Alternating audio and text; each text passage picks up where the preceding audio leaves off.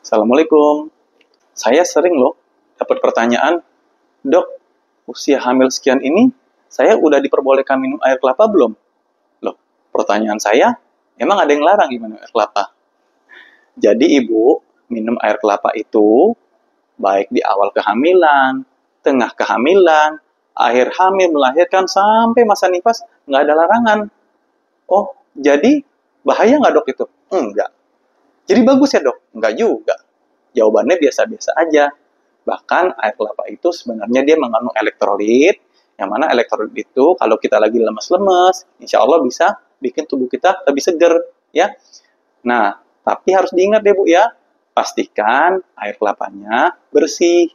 Pastikan beli di tempat yang bagus, yang baik, bukan air kelapa yang sudah lama. Ya, karena air kelapa sendiri itu kalau masih awal tuh dia sangat bagus, sangat bersih sebenarnya kalau dari dalam kelapanya itu sendiri.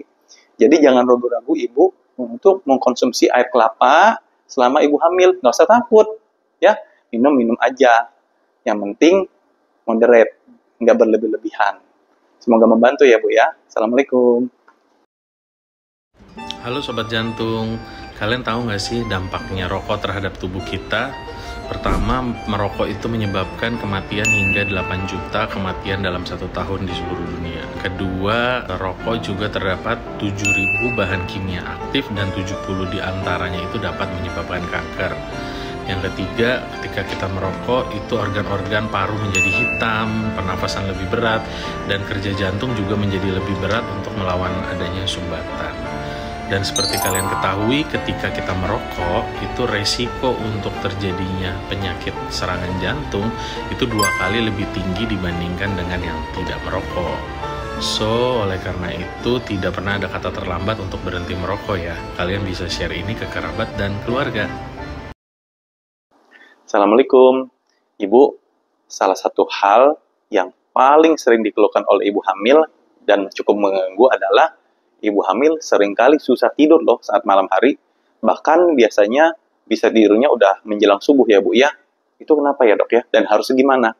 Jadi ibu, pada penelitian itu didapatkan bahwa memang bayi lebih aktif pada malam hari. Nah itu kadang-kadang menyebabkan rasa nyeri, dan gerakan-gerakan janinnya tersebut juga menyebabkan ibunya merasa tidak nyaman sehingga ibunya susah tidur. Nah pertanyaannya kenapa sih bisa kayak gitu? Jadi ibu, janin itu kalau kayak anak bayi ya, kalau biar dia tidur aja kan kita gendong-gendong gitu ya. Kalau siang-siang atau saat ibunya beraktivitas, itu ibunya gerak-gerak. Nah, jadinya bayinya itu merasa kayak digoyang-goyang juga dalam kandungan, sehingga dia lebih mudah tidur. Nah, sementara kalau malam, begitu ibunya diam aja, bayinya jadi, loh, kok ini diam aja ya? Nah, jadi bayinya menjadi lebih aktif. Yang kedua adalah kalau kalau siang hari atau pada saat beraktivitas, kan makan tuh. Jadi glukosa, sejam setelah ibu makan, itu glukosanya itu bisa menyebabkan bayinya lebih aktif.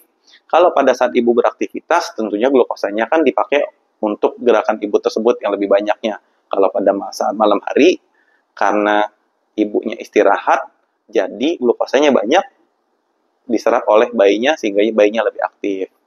Lalu juga irama sirkadian.